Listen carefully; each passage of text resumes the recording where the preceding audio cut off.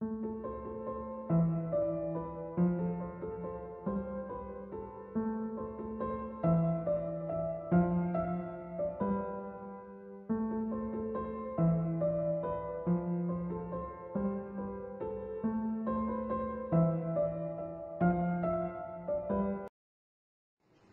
je voudrais aborder le pire de ces moyens de séduction.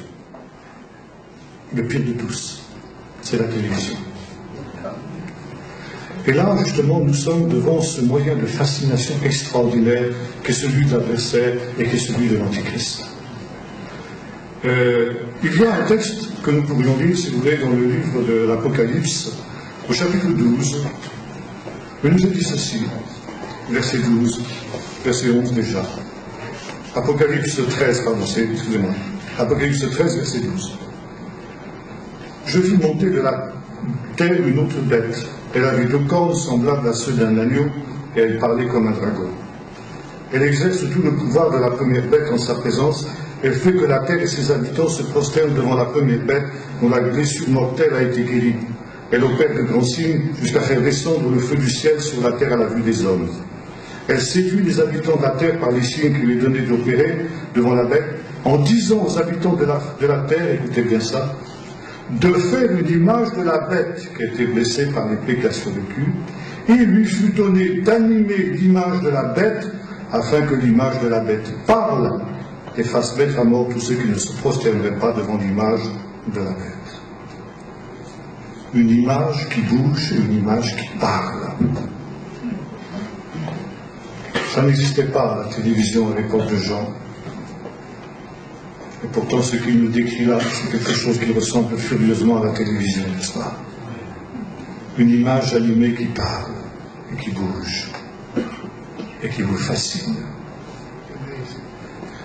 Nous parlons tout à l'heure avec votre pasteur à table justement de cet engin terrible qui est justement aussi la quintessence du mensonge. Nous l'avons dit tout à l'heure, l'image est mensongère. Je vais citer aussi une petite anecdote. Il y a un certain nombre d'années de cela, il y a eu un film qui était passé à la télévision qui avait eu un certain succès. Et ce film, il s'appelait Joseph, c'était sur Joseph. Joseph, le Joseph de la Bible, le fils de Jacob, qui était devenu roi d'Égypte. Vous connaissez tous cette histoire, j'en suis sûr. Et bien sûr, les chrétiens aussi avaient applaudi, disant « Enfin, à la télé, on passe quelque chose, on passe la Bible. » Et ils s'étaient tous précipités sur leur télé pour regarder ce film. Quelques jours après, je me trouvais chez un ami, avec des chrétiens, et puis il y avait un couple de juifs qui était venu d'Israël. Lui, c'était un physicien, il était venu nous faire une conférence. Bref. Et pendant l'interruption à table, nous parlions de ce film parce que toute la France en parlait. Et chacun disait, oh, c'était formidable, c'était bien, j'ai appris, ceci, cela, etc. Et soudain, un des participants s'est tourné vers la femme du savant et lui a dit, et vous, madame, qu'est-ce que vous en pensez? Elle a dit, je suis contre. Ah bon? Pourquoi? Parce que Joseph n'était pas comme ça. Et maintenant, je n'ai pas regardé ce film. Parce que je me suis dit que si je regardais ce film, chaque fois que je lirais l'histoire de Joseph, eh bien, Joseph m'apparaîtrait sous l'image de l'acteur qu'il incarne. Mais cet acteur, il n'est pas Joseph. On a beaucoup aussi applaudi le film La Passion de producteur américain, comment il s'appelait? Oui, c'est ça. C'est pareil, je suis contre, à fond contre. Parce que c'est bourré d'inexactitude. Et vous avez ici une fausse idée de la réalité. Une fausse idée des choses. Il n'y a rien de plus mensonger qu'une image. Mais vous allez dire, mais non, mais sûrement pas. En tout cas, c'est pas vrai l'image de la télé. Parce que la télé, c'est filmé en direct. C'est en direct. Je l'ai vu de mes yeux vus. Donc c'est vrai. C'est toute la différence entre l'image et la parole. Quand je vous dis, eh bien voilà, j'ai vu telle et telle personne faire ceci et cela. Je dis, mais non, mais c'est pas possible. Si, c'est vrai, moi je te dis. Vous entendez dans vos oreilles. Vous discutez.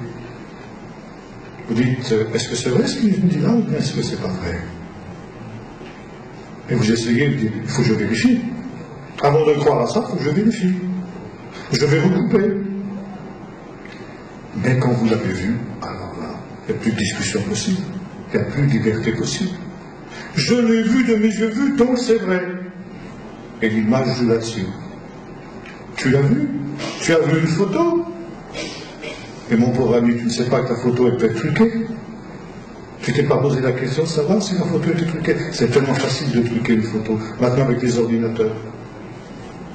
Je peux vous prendre en photo, et puis vous mettre par exemple sur un fond d'un désert, perdu là-bas, au fin fond du Sahara, où vous n'êtes jamais allé. Et regardez le frère Intel, il était au Sahara il y a 8 jours. Regardez la photo, et elle est là sur sa photo.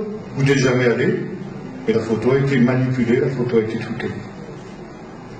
Et la télévision ne fait que ça. Et alors vous avez l'impression, ah j'ai vu en direct. Je vais vous raconter une anecdote. Il y a quelques années de cela, au moment de la première guerre du Liban, j'avais vu des photos comme tout le monde, dans les journaux, pas dans la télévision, parce que je n'ai pas la télévision. Et comme disait un grand homme de Dieu qui s'appelait Butler, ne m'offrez jamais la télévision, parce que si vous me l'offrez, je la jetterai par la fenêtre. Et comme il le disait, je préfère avoir des visions que la télévision. Et par contre, j'avais vu des photos qui nous montraient la ville de Tyr, au Liban, complètement détruite par les Israéliens. Et on accusait ces méchants Israéliens qui avaient fait cet acte de barbarie incroyable d'avoir détruit cette ville de Tyr. Quelques semaines plus tard, je me suis rendu à Tyr, moi-même. Et j'étais étonné, je m'attendais à voir une ville en ruine. Mais non. La ville était absolument intacte. Sauf au centre-ville. Au centre-ville, il y avait un carrefour stratégique important. Et là, il y avait des traces de combats très durs qui s'étaient produits. Et effectivement, toute cette région du centre-ville était en ruine. Et j'ai compris ce qui s'était passé. Tous les journalistes du monde étaient venus, ils avaient photographié ce seul endroit qui était détruit, et ils avaient dit, c'est Tyr tout entier qui est détruit. Et comme les gens l'avaient vu, ils ont dit, c'est vrai. C'est mensonger, l'image est mensongère. Et c'est pourquoi il nous a dit, ils ont changé la gloire de Dieu en image. C'est pourquoi on ne peut pas représenter les choses de Dieu. Et ça, j'en parlerai peut-être tout à l'heure ou demain, quand je reviendrai sur l'église spectacle. Dans l'église aussi, on veut donner des spectacles. En disant, mais ce sera plus facile aux gens de comprendre. Comme l'église romaine au Moyen-Âge, dont je parlais tout à l'heure. Et où, comme l'église romaine, on s'est mis à faire maintenant du théâtre, des films, des DVD chrétiens, et toutes sortes de spectacles, des mimes, et même des clowns chrétiens, oui, ça existe. Parce que, vous comprenez, c'est tellement plus facile de montrer aux gens que de leur donner une prédication. Alors on fait des spectacles. Alors on représente David et Bathsheba. Il y avait une comédie musicale il y a quelques années qui portait ce nom, David et Bathsheba. Vous vous rendez compte? Qu'est-ce que c'est l'histoire de David et Bathsheba? C'est l'histoire d'un adultère. Et le jeune homme qui incarnait David et la jeune fille qui incarnait Bathsheba, et qu'est-ce qu'elle faisait? Elle mimait l'adultère. Ils mimaient l'adultère tous les deux. Vous croyez que ces jeunes gens, ces jeunes filles sont de bois? Qu'est-ce qui se passait après? Il y a aussi, pas loin de l'endroit où j'habite, en Bretagne, un petit village où, pendant l'été, nous avons beaucoup de touristes, comme vous en avez ici aussi, beaucoup de visiteurs.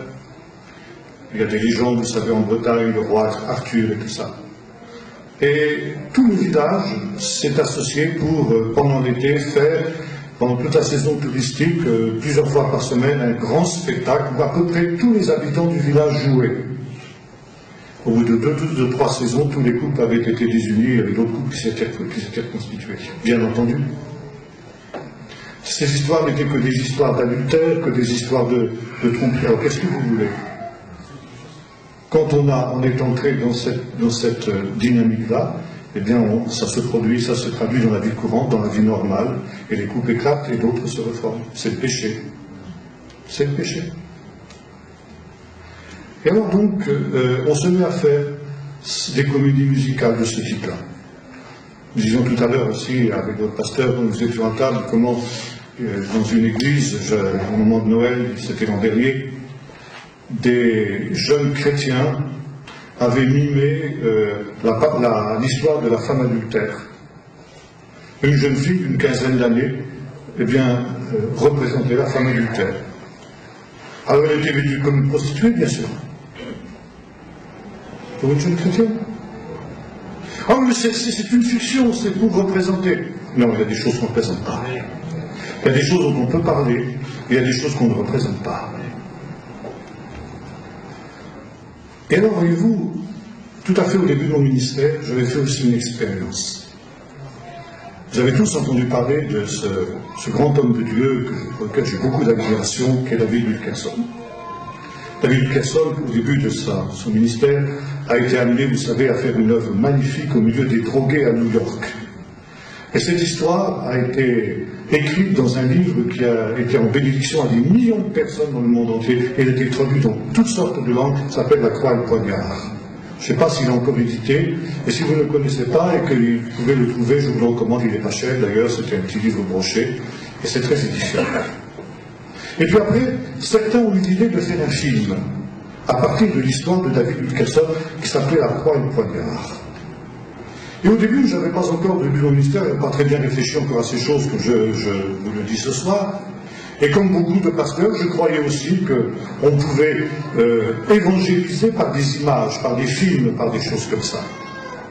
Nous étions associés avec d'autres et nous avions loué, j'étais pasteur à Vannes, le grand palais comment on appelle ça, le Palais des Arts, oui, le Palais des Arts. La plus grande salle de spectacle de Vannes. À peu près 2 000 à 3 000 personnes, à peu près, qu'on peut mettre là-dedans. Bon. C'était pas de la foi, nous avions hésité beaucoup parce que ça coûtait quand même pas mal d'argent. Et on se demandait comment ça allait se passer. Et quand j'ai pris ma voiture pour me rendre au Palais des Arts ce soir-là, plus j'avançais, je voyais des foules compactes qui marchaient vers cet endroit. Nous ouvrons tous ces gens, et je me suis rendu compte qu'ils allaient au Palais des Arts. Quand je suis allé dans ce Palais des Arts, il était déjà plein à craquer. Et le capitaine des pompiers me dit, c'est vous qui êtes responsable de cette affaire? Je dis, oui. Et monsieur, je vous préviens, s'il y a un problème ici, moi je ne réponds de rien, parce qu'il y a trop de personnes. Il faut évacuer à peu près 400 à 500 personnes. Je dis, monsieur, je ne peux pas faire ça. Alors vous me signez une décharge, s'il y a un problème, c'est vous qui êtes responsable. Alors j'ai signé. Bon. Alors c'était un succès extraordinaire. Le Palais des Arts n'avait jamais été rempli comme il était ce soir-là. Ce film a été présenté, et les premières séquences, c'était une séquence de rare violence. On voyait 2 gangs de jeunes drogués qui s'affrontaient au couteau, etc., avec des chaînes de vélo. Et il y avait un vieux monsieur qui était devant moi, qui se tourne vers moi et dit, c'est ça que vous montrez à nos jeunes? Vous croyez qu'ils n'en ont pas assez à la télévision? Alors j'ai bafouillé quelques mots, dit bah oui, mais ils sont habitués, c'est comme ça que ça s'est passé en la réalité, etc. Et après, quand je suis sorti, je me suis dit, mais cet homme, il avait raison. Encore une fois, comme je le disais tout à l'heure, il y a des choses qu'on peut expliquer, mais qu'on ne peut pas montrer. Donc le film s'est déroulé,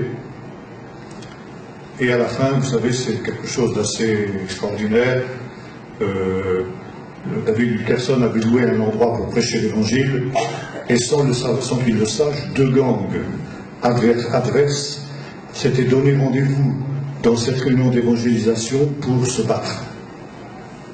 Et ça, ils ne le savaient pas. Ils étaient décidés à se battre à mort dans son lieu de culte.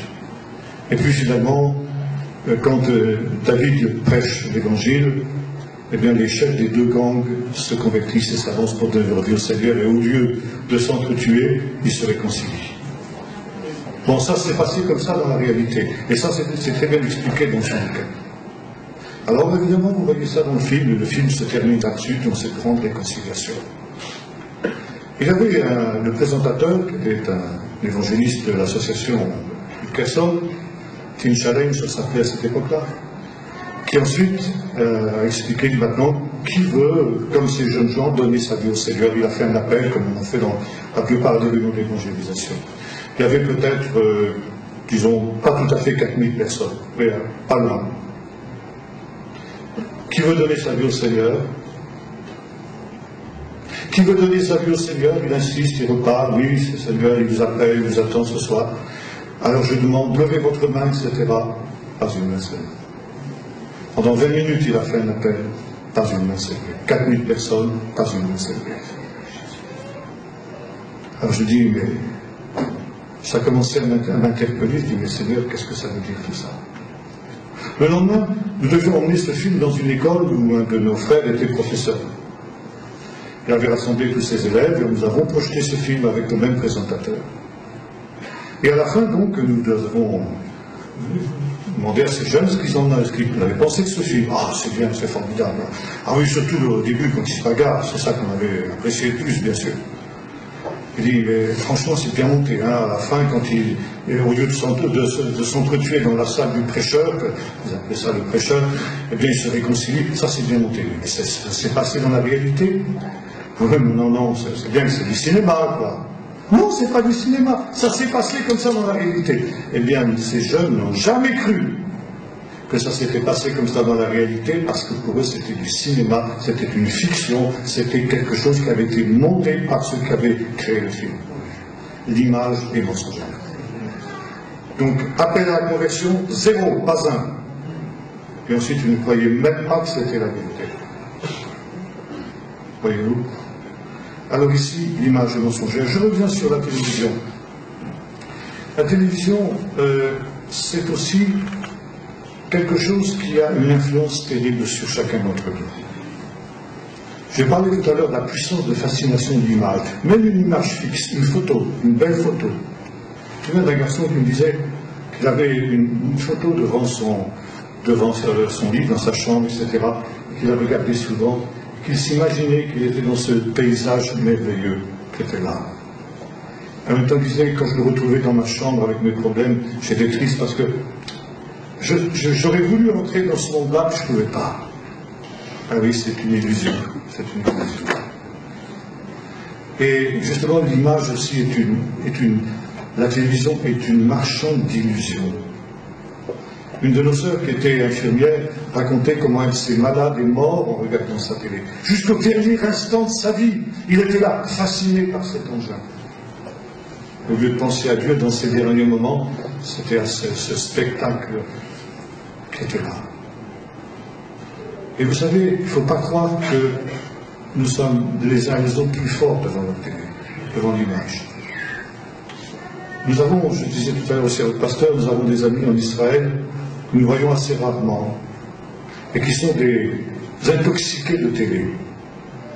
Et quand nous allons chez eux, pour souvent une fois par an, 1 heure ou 2 par an, ils n'ont même pas la prévoyance élémentaire de tourner le bouton de la télé et de l'éteindre. C'est bien que la conversation est quasi impossible. Alors, ça va oui, ça va. Pardon, vous disiez, et alors votre fille, ça va? Qu'est-ce qui se passe? Oui, alors vous disiez, on ne peut pas. Vous êtes toujours attiré, votre regard instinctivement se tourne vers l'image, vers l'écran. C'est plus fort que vous. Vous avez beau lutter contre, c'est impossible. Il y a une fascination. J'avais fait une autre expérience du même ordre, si j'avais compris d'où venait ce phénomène, parce que à la télé, il faut que les choses changent constamment. On parle de zapper, maintenant, on passe d'une chaîne à l'autre. Et pour que le téléspectateur ne s'ennuie pas, il faut que tous les 5 secondes, 10 secondes, 30, 40 secondes maximum, on change de séquence. Et en même temps, ça change de couleur, une couleur dominante. Je ne sais pas si vous avez fait attention. Alors, une première séquence, elle a une couleur dominante verte. 15 secondes après, c'est une couleur dominante rouge. 20 secondes après, c'est une couleur dominante bleue, etc. Et chaque fois que la couleur change, votre regard se tourne vers ça. C'est le pouvoir de fascination de l'image. Et vous ne pouvez pas le remettre en question. D'ailleurs, vous savez qu'une minute de télévision à la télé, de publicité à la télévision, ça coûte une fortune. Parce que les publicistes savent que, vu à la télé, ça vaut toutes les publicités du monde. Une minute ou quelques secondes à la télé, ça vaut toutes les publicités du monde. Maman, achète-moi ça, parce que comme j'ai vu à la télé l'autre jour. Et vous avez souvent les publicités dans les supermarchés. Vous avez vu, par exemple, pour Noël, je sais pas, Superman, ces bêtises-là. Il y a sur le paquet, vu à la télé. Vu à la télé. Donc, c'est du sérieux. Si c'est vu à la télé, c'est du sérieux. Une puissance de séduction, une puissance de conditionnement. Et le message qui est diffusé, même, ne parlons pas de la pornographie. Finalement, il y a dans la télévision, vous avez 3 mamelles essentielles, je dirais, de la télévision. La pornographie, la violence et l'occultisme.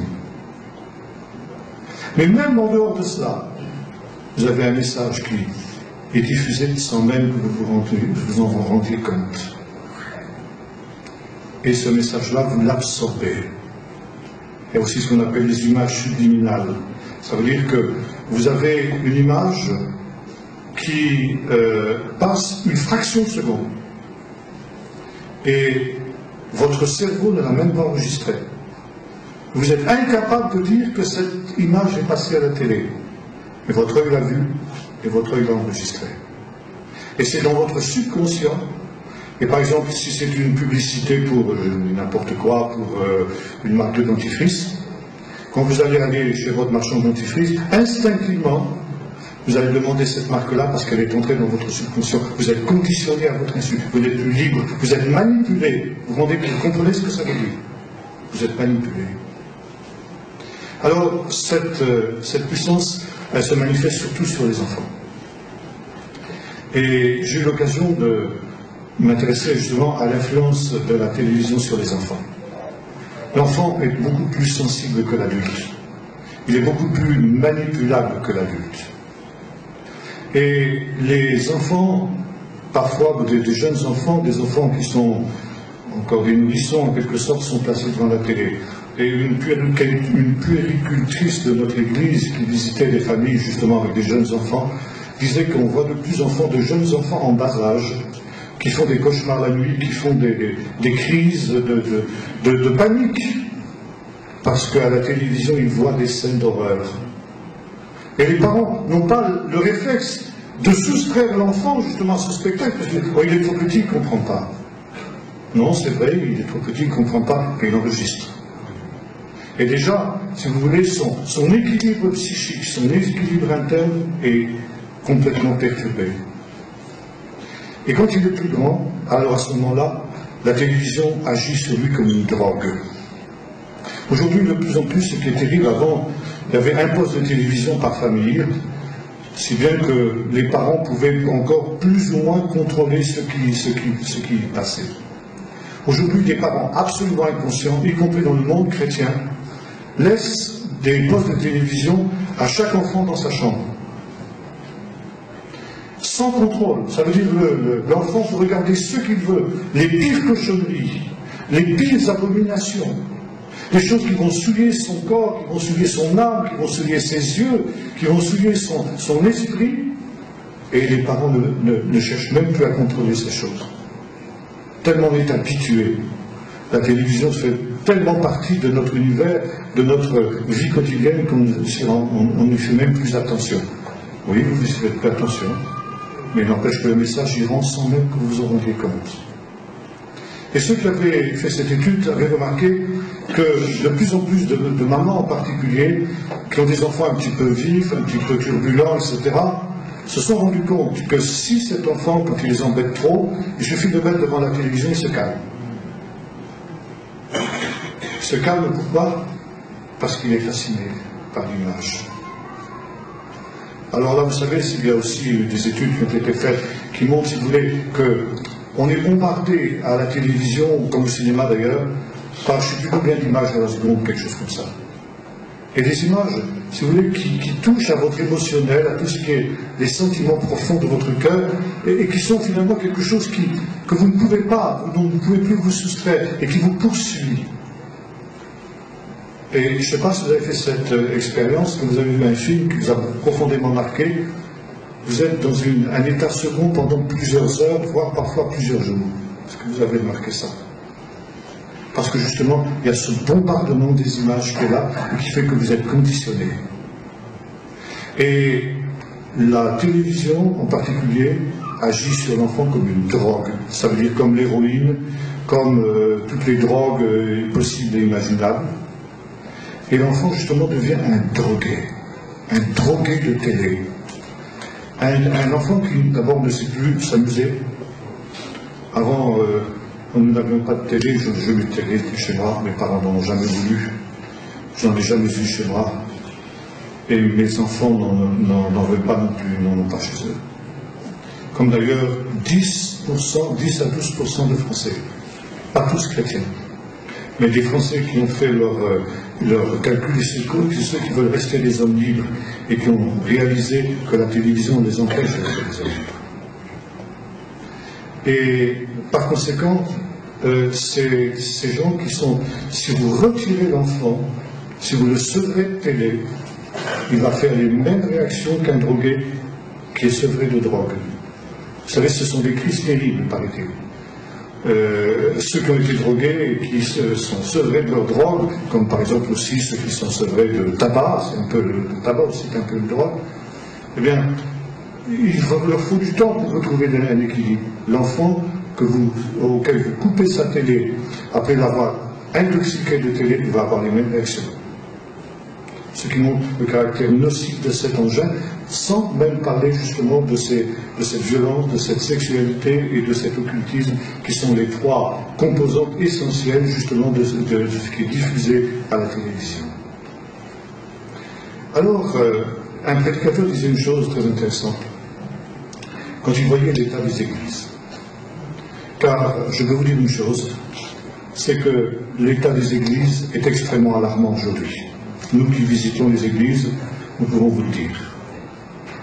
Et je dirais que la principale responsabilité, la principale cause de cette décadence spirituelle de la majorité des chrétiens, c'est justement la télé. Les gens n'ont plus de temps, on est la civilisation des loisirs, on n'a plus de temps. Pourquoi? Parce que l'essentiel de son temps le passe devant sa télé.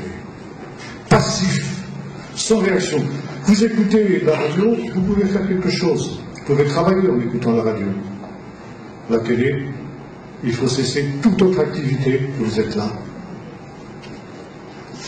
Je me souviens d'une caricature amusante que j'avais vue chez un serviteur de Dieu.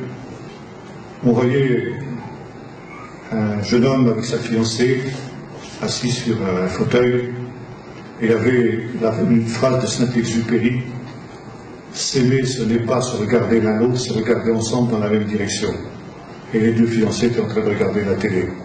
C'était évidemment pour se moquer, mais si vous voulez, c'était très caractéristique. Et voyez-vous, cette puissance de fascination de la télé, c'est quelque chose qui fait de nous des êtres qui ne sont plus des hommes libres. Et notamment, qui sont justement abreuvés par cet esprit de séduction qui n'est autre que l'esprit de l'Antichrist, c'est-à-dire l'esprit du monde. Et spontanément, sans même s'en rendre compte, les chrétiens se mettent à imiter le monde. Parce que c'est ce qu'ils voient tous les jours. C'est ce à quoi, encore une fois, ils sont conditionnés à cette imitation du monde sans même s'en rendre compte. Ils s'habillent comme le monde, ils se comportent comme le monde, ils cessent de se marier comme le monde, ils divorcent et se remarient comme le monde, et je pourrais continuer comme ça, si bien qu'on arrive maintenant à un stade où vous n'avez plus de différence entre les chrétiens et les non-chrétiens, dans la vie pratique, dans la plupart des cas. On a la même musique que celle que vous entendez à la télé, vous la retrouvez dans les églises. Vous retrouvez exactement les mêmes comportements, les mêmes attitudes que celles, justement, vues à la télé. Seulement, cet esprit-là n'est pas l'esprit de Dieu. vous avez, ce pasteur disait ceci, qu'est-ce que vous voulez que je fasse? Moi, je prêche aux chrétiens de mon église 3 heures par semaine maximum. Et j'ai un prédicateur qui lui prêche au moins 3 heures par jour, pas par semaine, 3 heures par jour, pour démolir tout ce que j'ai dit pendant les 3 heures où je parle. Ce prédicateur-là, évidemment, c'est la télé. Alors vous allez me dire, oui, mais il faut bien s'informer, il faut bien voir quand même, connaître les nouvelles et tout. Comme je vous ai dit tout à l'heure, ces nouvelles sont fausses. Si vous voulez justement vous tromper quant aux informations, regardez la télé. Et vous savez, les informations, moi j'ai suivi un peu ça, parce que j'ai fait un peu d'informations sur ce qui concernait les recherches que j'ai pu faire en Israël. Et je vous ai expliqué là, avec l'histoire de Tyr tout à l'heure, mais je peux vous prendre des exemples aussi nombreux, là, qui nous montrent que ce que font les présentateurs de télé, les journalistes de la télé, c'est prendre un fait qui est vrai. Tout n'est pas faux, et tout n'est pas vrai. Et ce fait vrai, comme je l'ai montré par exemple, le centre de Tyr qui était détruit, après ça on brode autour. Mais ça, c'est toute la ville qui est comme ça. Et puis, regardez,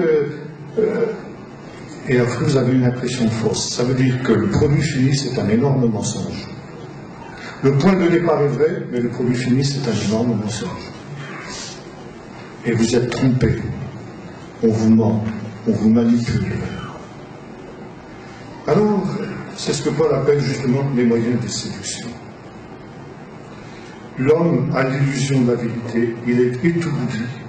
Et on arrive justement à ce stade que nous évoquions tout à l'heure dans la lecture de l'histoire du veau d'or. Le peuple s'assit pour manger et pour boire, et ils se levèrent pour se divertir. Quelque chose de divertissant, d'agréable.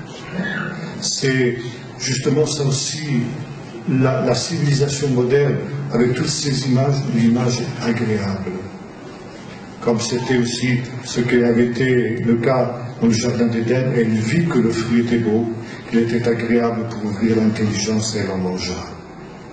C'est le serpent qui est derrière tous ces moyens de séduction et il emploie les mêmes méthodes que celles qu'il a employées dans le jardin d'Éden pour amener l'homme au même résultat, ça veut dire sa perte, sa mort, loin de Dieu. Il veut conduire l'humanité à sa perte. Et toute cette humanité, comme dans l'histoire du jour de flux que je vous disais, que je vous citais tout à l'heure, l'humanité est en train d'aller justement dans cette voie-là. Écoute Israël.